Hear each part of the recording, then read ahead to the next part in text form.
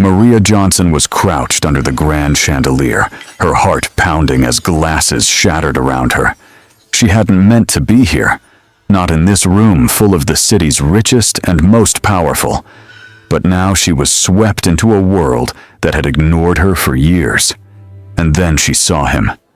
Raynold Okafor, smirking as if he owned not just the room, but her entire life. "You don't belong here," he sneered, his voice cutting through the murmurs. Maria's fingers tightened around the ring she had inherited, the only piece of her mother's memory she still possessed. "Watch me," she whispered under her breath. In that instant, the invisible cleaner was no longer invisible, and the world was about to notice. Hello, family.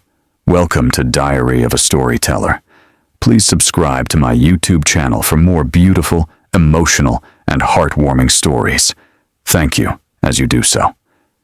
Sit back and relax as we dive into this beautiful story. Maria ran. Her heart pounded against her ribs as she rushed down the dim hallway, gripping the torn invitation like it was a lifeline. She didn't know who was following her, only that heavy footsteps echoed behind her, growing louder, angrier, sharper. She threw herself into the cleaning closet, slammed the door quietly, and pressed her back against it. Her breath trembled, her hands shook, and in the darkness, she whispered to herself, "Why won't they let me live in peace?" The footsteps stopped right in front of the door. A man's voice, mocking, familiar by boy. Did you see her reaction? She looked like she was about to faint. A cleaner at the Gala? What a joke. Laughter followed. Loud, ugly, triumphant laughter that cut deep into Maria's chest.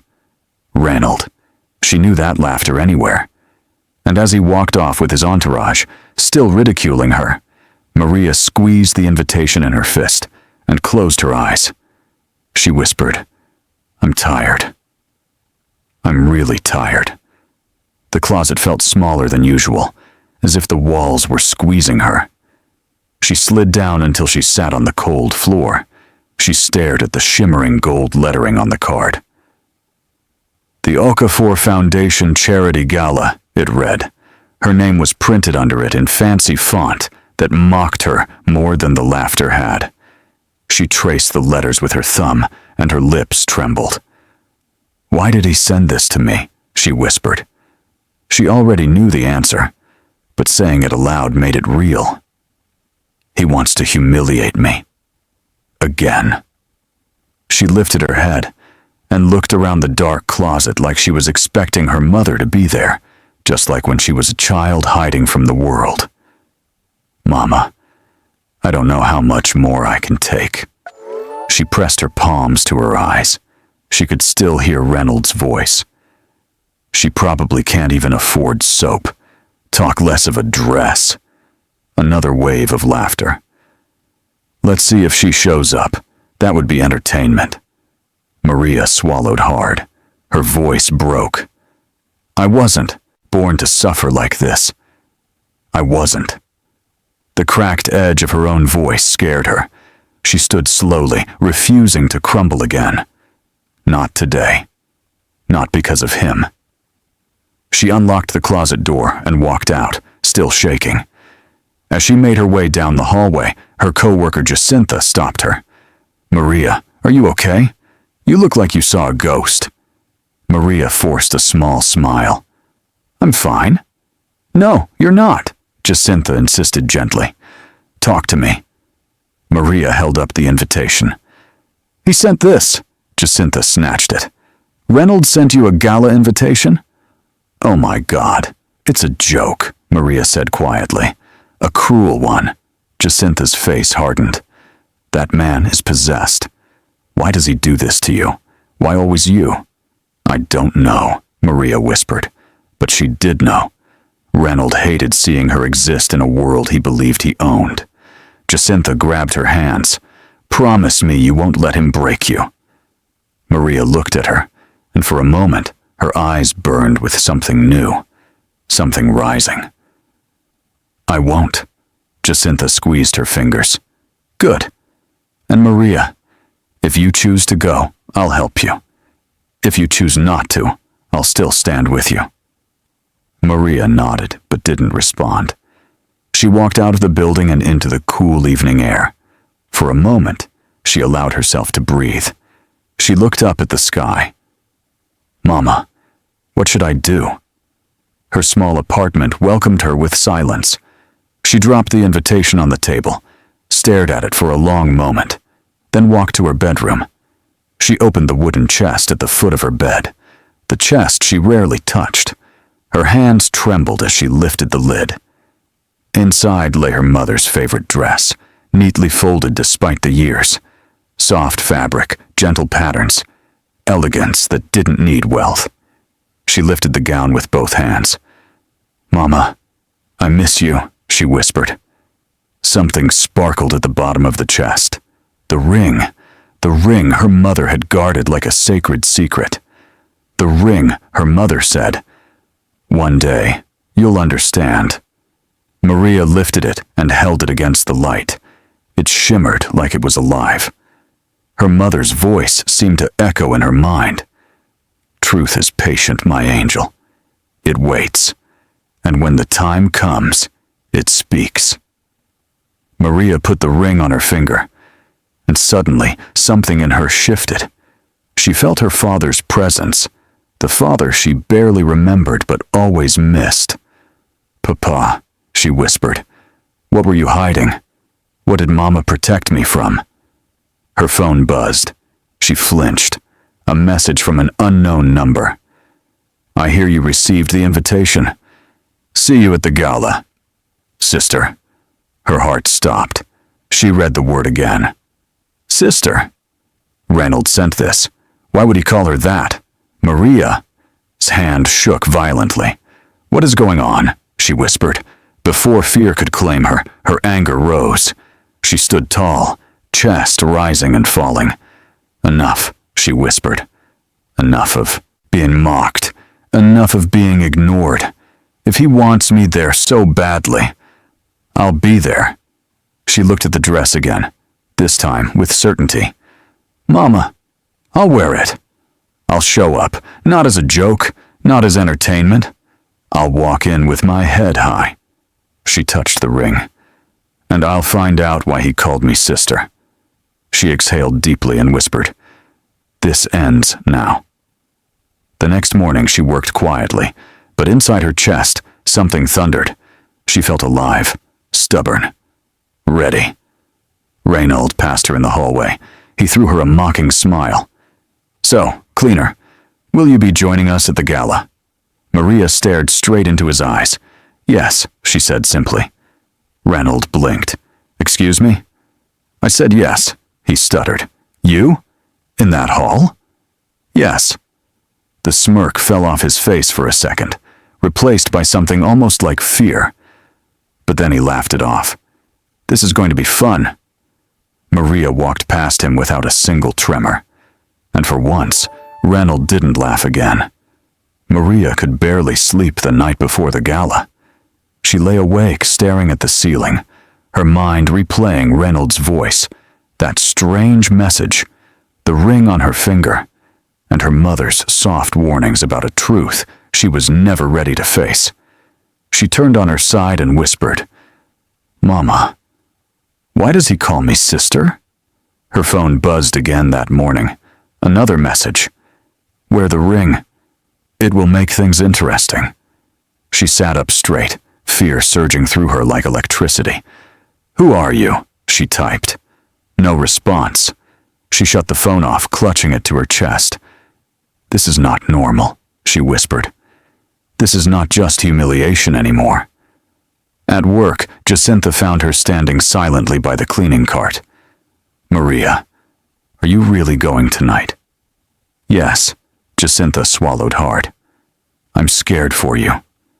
"I'm scared for myself, too," Maria admitted softly. "But something tells me this isn't about humiliation. Something bigger is happening." "Then you shouldn't go alone," Jacinta said quickly. Maria shook her head. "I have to." Jacinta hesitated, then reached out and hugged her tightly. Please be careful. I will. Hours later, Maria stood in her apartment again, holding the gown. She put it on slowly, as though each movement stitched courage back into her bones. When she looked in the mirror, her breath caught. Mama, I hope I make you proud. Her phone rang. Unknown number. She hesitated, then answered. A low male voice said, Maria, don't let them silence you. Who is this? A pause. Someone who should have spoken years ago. Wear the ring. Show up. The truth will come to you. The line cut. Maria stared at the phone, shaking. This is insane, she whispered. What truth? But she still slipped the ring onto her finger. And this time, it felt like it belonged there. The drive to the gala felt like an eternity. Her chest tightened each time she imagined walking into a hall full of wealthy people who saw her as nothing more than a cleaner. She whispered, Mama, stay with me. Please. When she finally stepped out of the taxi, the world seemed to freeze. People stopped talking. Eyes widened. Whispers spread like wildfire. She heard someone gasp. Is that the cleaner?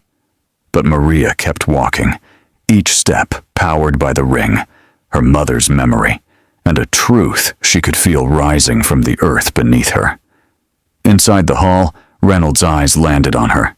His face drained of color for a split second before he forced a laugh. Ladies and gentlemen, he said loudly, it seems we have entertainment tonight. She ignored him and kept walking, but her pulse raced. She reached the center of the room, turned, and faced him. Raynold raised a glass, the arrogance dripping from his smirk. How did you like the invitation, cleaner? Did it make you feel special? Important? Did it? Maria cut him off. Why did you call me sister? The hall went dead silent. Reynold froze. His smirk faltered. Excuse me. You sent me a message, Maria said firmly. You called me sister. Why? Gasps filled the room. Reynold turned pale. His eyes darted around nervously. I didn't. What message? Maria stepped closer. Say it to my face. Why did you call me sister? Reynold swallowed hard and forced a laugh, but his voice cracked. You're delusional. I didn't call you anything. Someone in the crowd whispered. Why is he scared? Maria lifted her hand. The ring glinted under the lights. People gasped again. Someone murmured, That's Daniel Okafor's ring. Reynold's whole body went rigid. Take that off, he snapped. You have no right to wear that. Maria's voice trembled with anger. My mother gave me this ring before she died. Reynold's eyes widened. Panic flashed across his face. Give it to me right now. Tell me why you want it, Maria said. Tell me why it matters to you. Reynold stepped back like she had slapped him. You don't know what you're talking about. Then explain it, Maria insisted. Explain the ring. Explain the message. Explain why my mother died terrified, hiding this from me. A woman near the front row whispered, This is getting serious. Another voice, older, closer. Let her speak. Heads turned. Dr. Maxwell stepped forward. He looked older than anyone remembered, his hands trembling as he faced the crowd. Reynold stuttered. What are you doing here? Dr. Maxwell ignored him. He looked directly at Maria. Your mother wasn't hiding the truth to protect herself. She was hiding it to protect you. Maria's knees nearly buckled. Protect me from what? Reynold's voice shook. Don't you dare. Dr. Maxwell cut him off. From him. Several people gasped. Reynold's jaw fell open. Dr. Maxwell took a shaky breath. Maria, Daniel Okafor was your father. The world spun. Maria felt her heart slam against her chest. For a moment, she couldn't breathe. She whispered, What? What did you say? Reynold shouted. He's lying! Dr. Maxwell's voice broke. I'm not lying, Maria. I'm not. I should have told you long ago, but I was threatened. Your mother begged me to stay silent to keep you safe." Maria felt tears blur her vision. She clutched her chest. "My father. Was Daniel?" "Yes." The hall erupted. Whispering, gasping, shouting. The room exploded with chaos. Raynold pushed forward, wild-eyed. "You think this cleaner is my sister? A nobody? This is ridiculous. She has no proof. She's lying." Maria turned to him slowly. "Then why did you call me sister?" "I didn't," Raynold screamed. "You did," Maria said, voice shaking. "And you're afraid." "Why?" Raynold trembled. "Shut up." The crowd murmured louder. "Why is he so nervous? Why is he sweating? Something is wrong." Maria felt a surge of courage rise through her. She stepped up to the microphone on the stage. Her voice wavered, but the truth inside her was louder than fear. "I am Maria James," she said, "daughter of Isabel James, and according to the ring my mother protected with her life, daughter of Daniel Okafor." People shouted. Some cried. Some recorded. The room turned into a storm. Raynold lunged forward, but security grabbed him. Maria wasn't done. "If this is false," she said, "then let the truth come out tonight. But everyone here knows one thing." She held up the ring. "My father's mark does not lie." Raynold screamed. "She's not family. She never will be." Maria whispered. "Then why do you look so scared?" His eyes filled with pure hatred and fear. Before Raynold could respond, a sudden voice cut through the chaos. "Let the girl finish." Everyone turned. Clement Akin stepped forward, holding a thick envelope against his chest, like it was burning his hands. His face carried guilt, heavy enough to crush a man. Maria didn't know him, but the moment she saw his eyes, she felt a strange heaviness in her chest. Raynold pointed at him like a madman. You sit down. You're nobody. You have no right to speak." Clement ignored him completely. His voice trembled. "Maria, I'm sorry. I should have spoken years ago." Maria's fingers tightened on the edge of the podium. "Who are you?" Clement's voice cracked. "I was your father's lawyer." Gasps erupted again. Someone dropped a glass. A woman screamed softly. Raynold looked like he could explode. Clement held the envelope up. "This is Daniel Okafor's real will." A wave of murmurs rippled through the hall. Someone shouted from the back, "I knew something was off! I knew that will was too clean!" Raynold lunged forward, yelling, "Don't you dare open that! Security, remove him! Remove him now!" Security didn't move. They looked at each other, then at Maria, then at Clement, and they stayed still. Clement swallowed hard. "Your father wanted you to have this. And you too, Raynold. He wanted you both protected. He didn't want division. He wanted unity." Raynold roared, "Liar!" Clement opened the envelope with shaking hands. Papers spilled onto the podium. The hall fell silent as he read, "I, Daniel Okafor, leave my empire to my children. Raynold Okafor and Maria James." Maria grabbed the podium to steady herself. Her breath caught. Her legs trembled. I can't believe this." Raynold stumbled backward, as if someone had hit him in the chest. "You forged that. You forged it." Clement looked at him with broken eyes. "You made me hide it. You threatened my family. You said if I ever revealed Daniel's true lineage, you would—" "Shut up!" Raynold screamed. "Shut up, or I'll destroy you." Maria stared at Raynold in disbelief. "Why would you do that? Why would you hide I existed?" Raynold turned on her, eyes blazing. "Because you don't deserve it. None of it. You're nothing. A cleaner." Maria's voice cracked. "I didn't choose to be a cleaner. And you didn't deserve to be an Okafor," he shouted. Something inside her shattered, but another thing grew stronger. "Why did you poison our father?" Maria asked quietly. The room fell absolutely silent. Reynold froze. "No," he whispered. "No, no, no. Don't start with that. Don't play games." Dr. Maxwell stepped forward again, voice trembling. "It wasn't a game, Reynold. You gave me the substances. You told me to administer them slowly so the death would look natural. You said he was old and weak, that no one would question it." A scream pierced the hall. Clarissa. She covered her mouth, shaking violently. "Reynold, tell me this isn't true. Tell me he's lying." Reynold yelled. "He is lying! Everyone here is lying!" Maria felt her body shake. "So you killed him? Because of me?" Reynold's voice cracked into something raw and ugly. "Because he ruined everything. Because he betrayed my mother. Because he wanted to hand everything to a woman who wasn't even in our world." Maria's tears fell. "I didn't ask for any of this." "It doesn't matter," Reynold yelled. "He chose you, over me, over my mother. He wanted you to sit where I sit. He wanted you to inherit everything I built my identity on. You were going to take my life away without even knowing it," Maria whispered. "I was a child." Reynold's face twisted into agony and fury.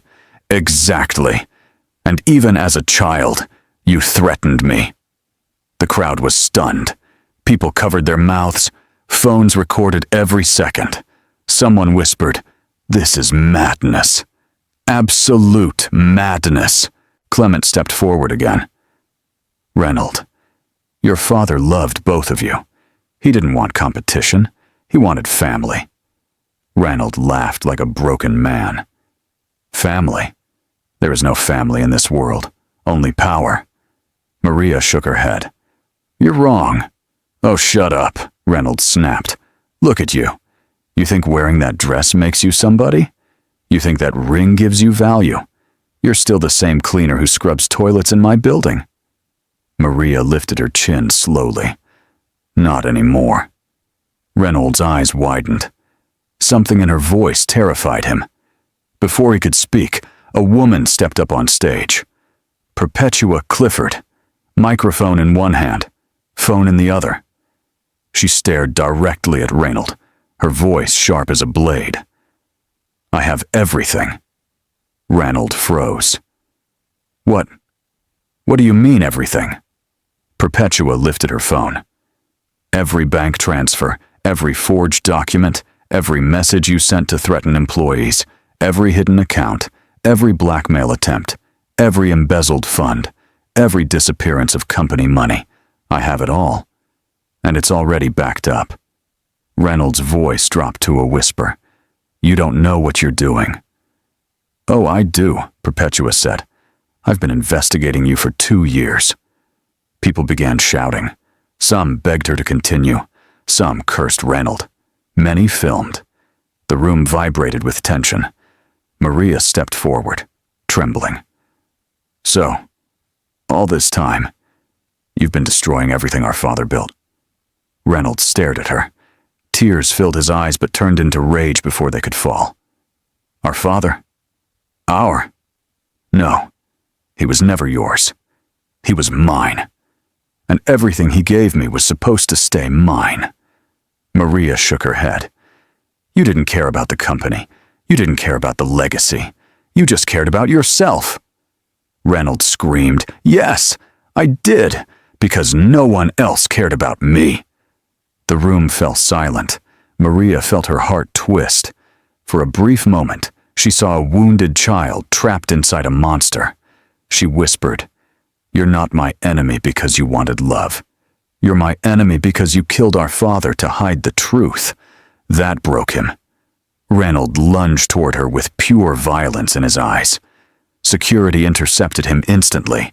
People screamed. Chairs fell. Chaos exploded. Reynold roared like an animal. "Let me go! Let me go! She doesn't deserve any of it! None of it!" Police rushed into the hall amid the chaos. Clement stepped back. Dr. Maxwell covered his face. Clarissa sobbed uncontrollably. Maria stood frozen. her hand on the ring, tears streaming down her cheeks. A police officer stepped forward. "Raynold Okafor, you're under arrest." Raynold screamed, kicked, thrashed, spit, cried, begged. It didn't matter. The cuffs snapped around his wrists. He turned back to Maria, voice shaking. "You ruined everything." Maria whispered. "No, the truth did." Maria stood in, the center of the chaos, trembling, tears streaming down her cheeks. A police officer stepped forward. "Raynold Okafor, you're under arrest." Raynold screamed, kicked, thrashed, spit, cried, begged. It didn't matter. The cuffs snapped around his wrists. He turned back to Maria, voice shaking. "You ruined everything." Maria whispered. "No, the truth did." Maria stood in the center of the chaos, trembling, tears streaming down her face, the ring gleaming on her finger. The crowd had gone silent, frozen between disbelief and awe. Clarissa sat on the edge of a chair, clutching her chest, crying silently. Maria took a step toward her. "Clarissa," she whispered. "I'm sorry you had to find out this way." Clarissa shook her head. "I don't know what to believe anymore. Raynold, my husband, how could you?" Maria swallowed hard. He wanted power more than love. He wanted to erase the truth, even if it killed our father, and destroyed families. Clarissa's eyes were wide and red. "Why didn't you ever say something?" "I couldn't," Maria whispered. "Not until I was ready. Not until I had proof. I had to be sure." Clement stepped forward, holding the will and documents tightly against his chest. "Maria, you have everything now. You have your father's legacy. You have the company. You have the truth." Maria nodded, but her heart was heavy. This wasn't about joy yet. It was about justice, and justice often came with pain. Dr. Maxwell approached, his hands shaking. "Maria, I will help you. I should have spoken up years ago. I'm so sorry." Maria took a deep breath. "It's okay. It's time to rebuild. The right way." The murmurs in the crowd turned into whispers of approval. People looked at her differently now, not as the quiet cleaner who swept floors, but as the woman who dared to challenge a corrupt empire. Jacinta stepped forward, tears in her eyes. "Maria, you did it. You stood up. You didn't let him win." Maria looked at her friend and smiled faintly. "We didn't let him win. The truth did." Police escorted Raynold toward the exit. He turned to her, face twisted with rage and fear. "You think this ends here? You think you're safe? You have no idea what you've started." Maria met his gaze, calm but fierce. "No, I do. And it ends with truth." As the officers led him away, Perpetua addressed the remaining guests. "What we witnessed tonight is the unraveling of corruption. What we saw is the triumph of truth over deception. Maria Johnson is now the rightful heir of the Okafor legacy." The crowd erupted into applause. Some cheered, others cried. Cameras flashed. Phones recorded every second. Maria's legs shook, but she stood tall, clutching her mother's ring like a talisman of courage. Clement approached, gently placing the will into her hands. "Everything is yours, Maria. Every document, every account, every right your father gave you." Maria held the papers tightly. "This isn't just about me. It's about everyone who was silenced, ignored, or hurt. I want to make sure their voices are heard too." Dr. Maxwell nodded. "You have the power to change things, not just the company, but the lives of everyone connected to it." Maria took a deep breath. "Then we start now. Every policy, every program, every decision, it will be for fairness, justice, and care. No more corruption. No more exploitation." Clarissa, still trembling, whispered, "And what about him?" Maria looked at the empty space where Raynold had been. "The law will handle him. I won't seek revenge. I will seek justice." A journalist in the crowd shouted, "What about the employees, Maria? What will you do for them?" Maria's eyes softened. "We'll launch programs to help them. Scholarships for their children, health care, financial support. Everyone will have a voice. Everyone will have dignity." Jacinta squeezed her hand. "You're going to change everything." Maria smiled faintly, the weight of responsibility settling on her shoulders. "We will. Together." As the gala ended, cameras followed her out, and the world outside felt surreal.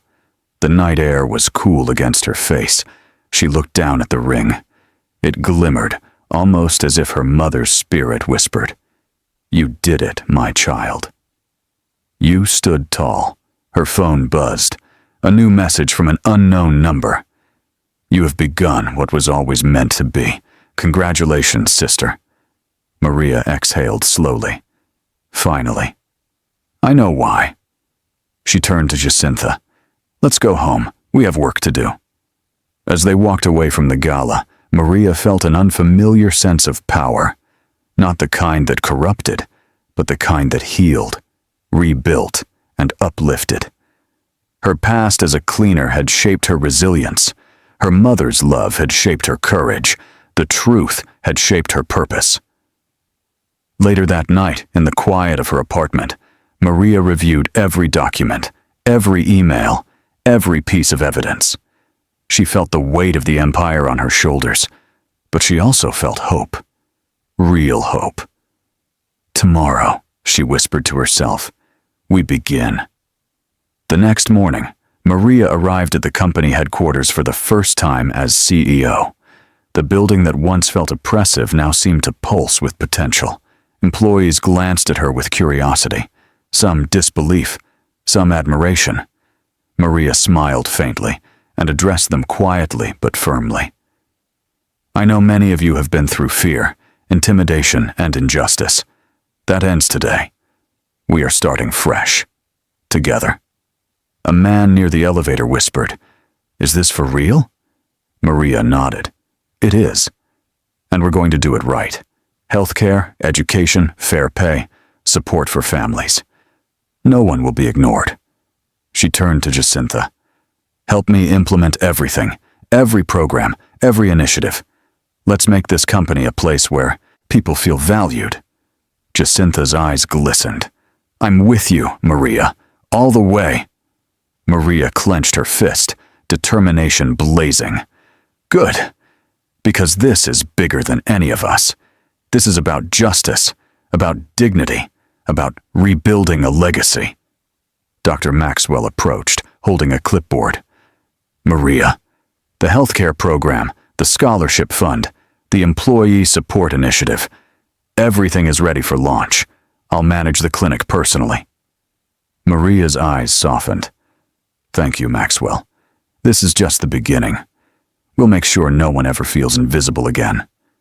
Clement stepped forward. "And the company's finances, Maria, they're secure now. We've blocked Raynold from any access. Every fraudulent account has been exposed." Maria nodded slowly.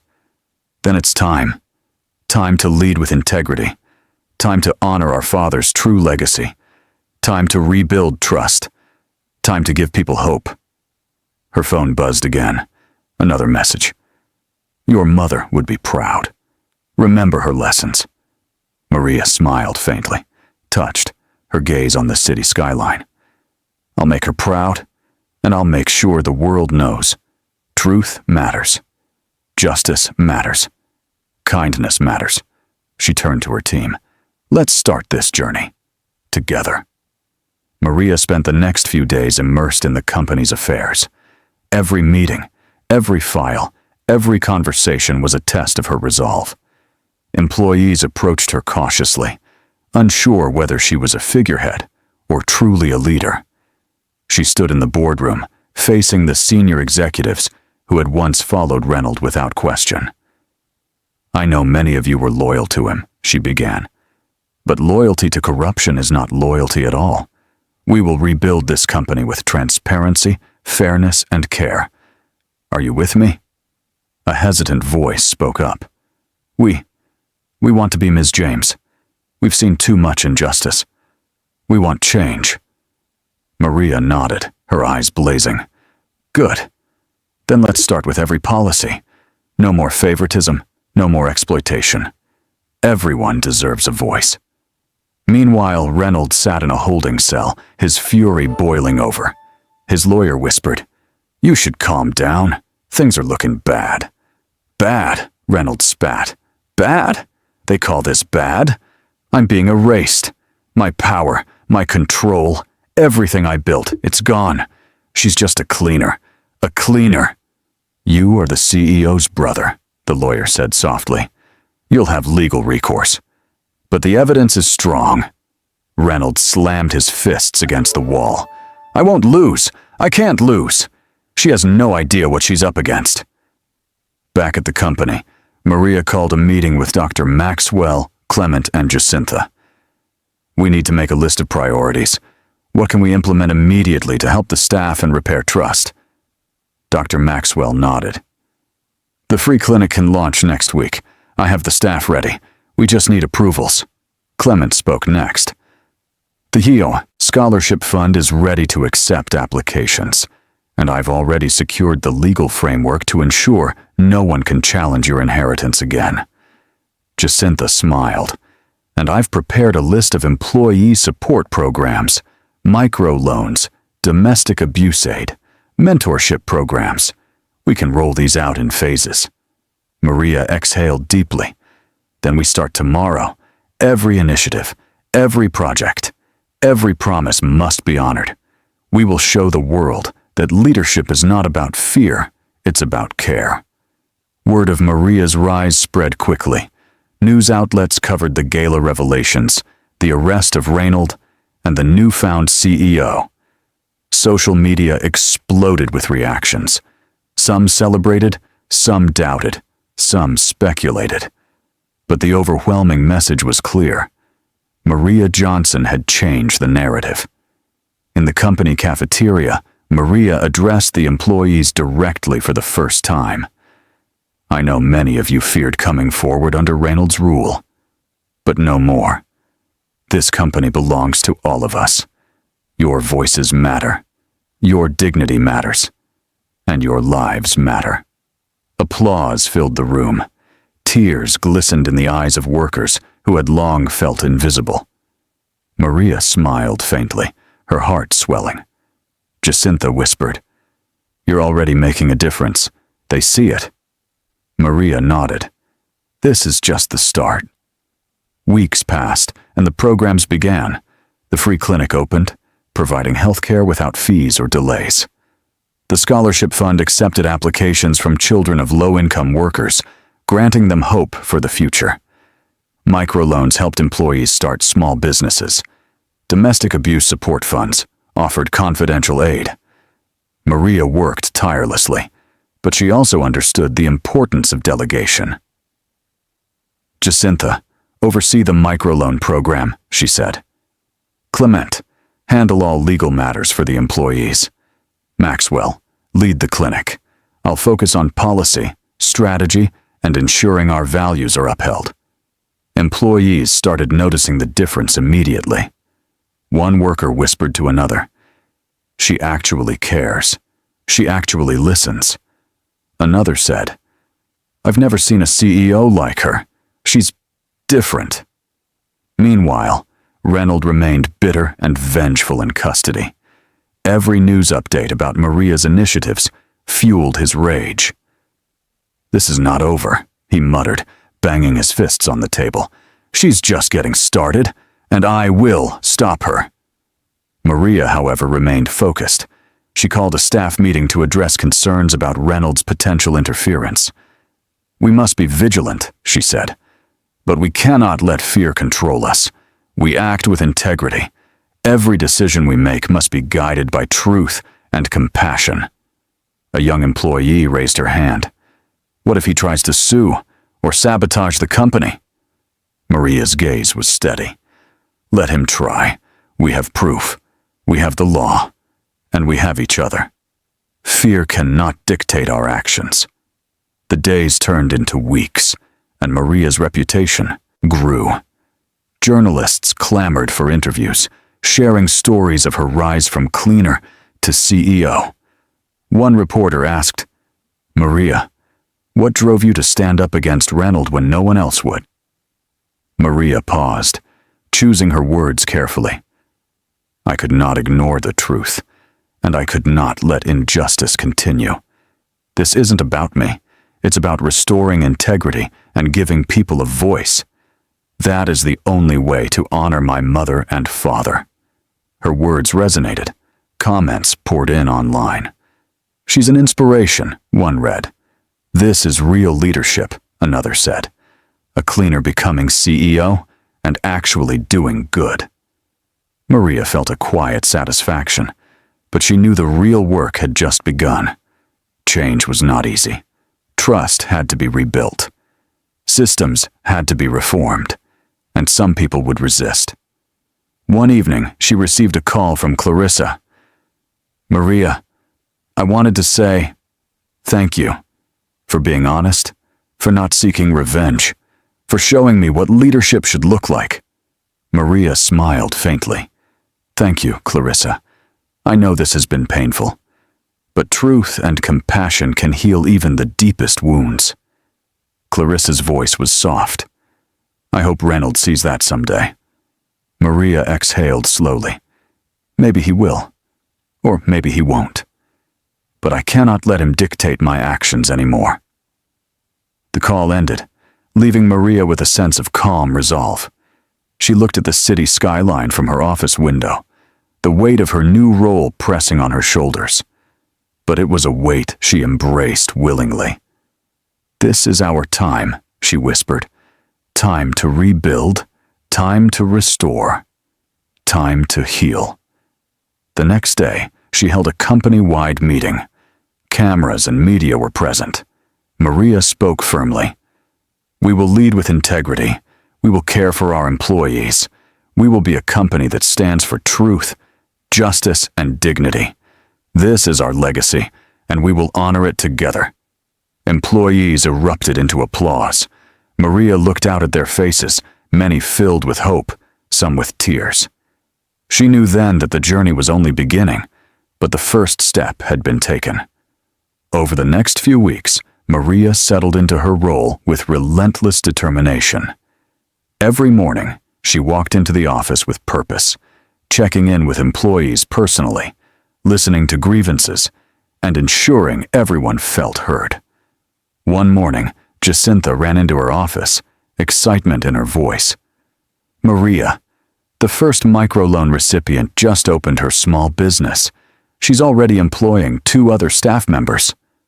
Maria smiled faintly. "That's wonderful, Jacinta. Every little success matters. That's how change grows." Clement approached, looking serious. "Maria, we've received threats from some of Raynold's former allies. They're trying to undermine the company's new initiatives."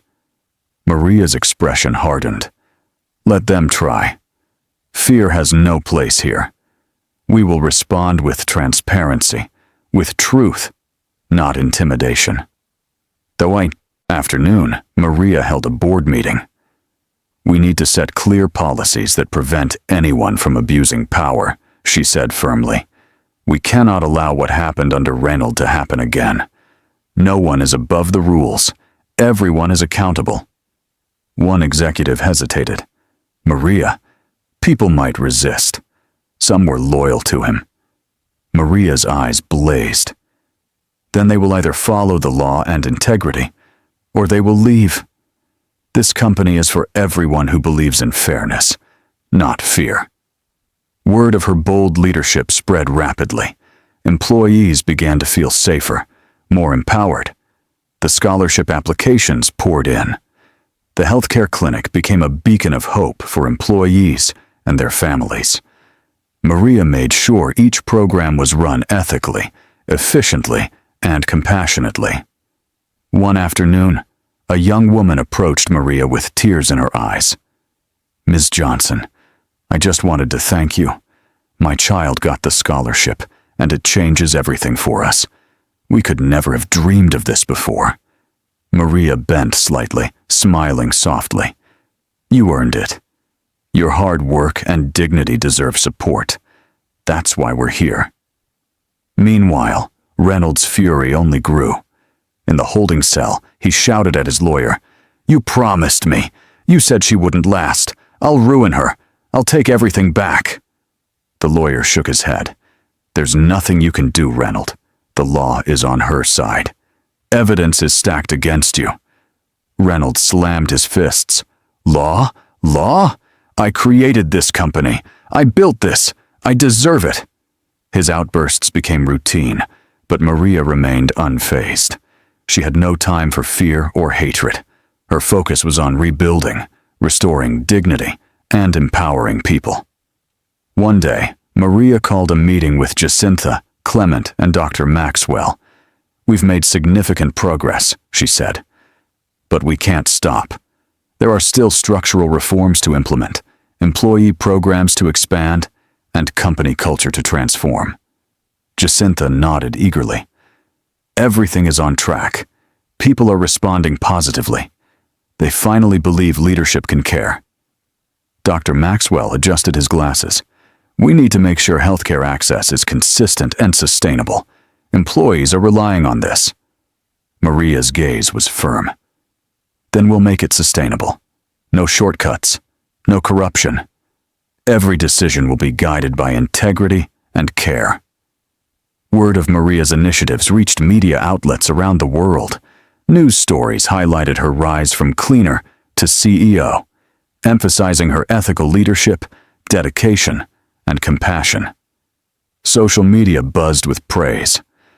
"Finally, a CEO who actually cares," one post read. Another exclaimed, "She didn't just inherit power, she transformed it." Even Clarissa reached out. "Maria, I see the changes. I see the employees' reactions. You're doing it right. Thank you for showing me what true leadership is." Maria smiled faintly. "I only do what's right. For the company, for the employees, and for the truth." One evening, Jacinta approached her. "Maria, do you ever feel overwhelmed?" Maria paused, then nodded slowly. "Sometimes. But responsibility isn't a burden when it's meaningful. Every challenge is a chance to make a difference. Every day is an opportunity to restore dignity and justice." Her phone buzzed with a message. "Unknown number. You're making her proud. Keep going. Keep standing for truth." Maria glanced at the ring, tracing its edges. "Mama, I hope I'm doing you justice." Weeks turned into months. The company transformed under Maria's leadership. Employees no longer feared management. Programs flourished. Transparency and fairness became central to corporate policy. Maria personally oversaw every initiative, ensuring that her father's legacy was honored in its truest sense. One afternoon, Clement approached her cautiously. "Maria, Reynold is trying to appeal his charges. He claims the will is invalid." Maria's expression hardened. "Then we'll let the law handle him.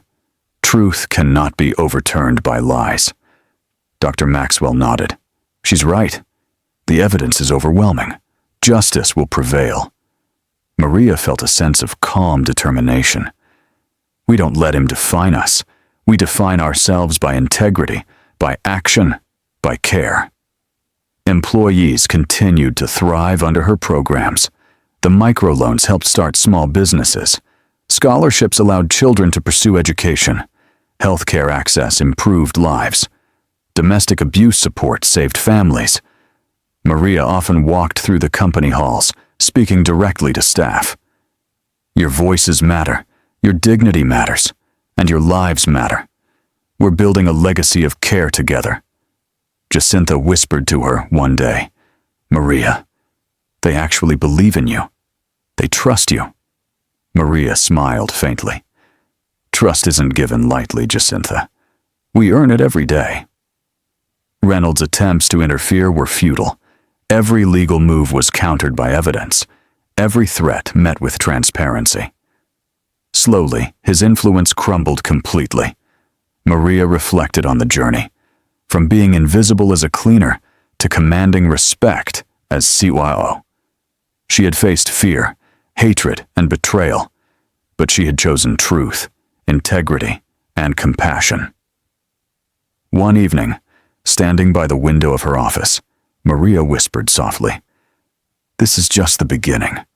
We will continue to rise, together, with dignity, with justice, with care." Jacinta approached. "Maria, you've changed everything. Truly." Maria looked out at the city lights, the weight of responsibility balanced by hope. "No, Jacinta, the employees have changed everything. We just gave them a chance to shine." She glanced down at her hand. The ring sparkled under the office lights. "Mama, we did it. We're doing it." The following morning, Maria walked through the main lobby, where employees gathered with excitement. Her presence commanded respect, but it was different now. Warmth and hope followed her steps, not fear. A young man approached, holding a small notebook. "Ms. Johnson, I just wanted to thank you. You're giving us a chance we never thought we'd have." Maria knelt slightly, meeting his eyes. "Your voice matters. Your work matters. Your life matters. That's why we're building this together." Jacinta watched quietly, smiling. "They believe in you. They really believe in you." Maria exhaled slowly, the weight of responsibility and the thrill of purpose intertwining. "It's not about me, Jacinta. It's about them. Every person here has value, and they deserve to be seen, to be heard, to be cared for." That afternoon, Maria convened a special meeting with the senior team.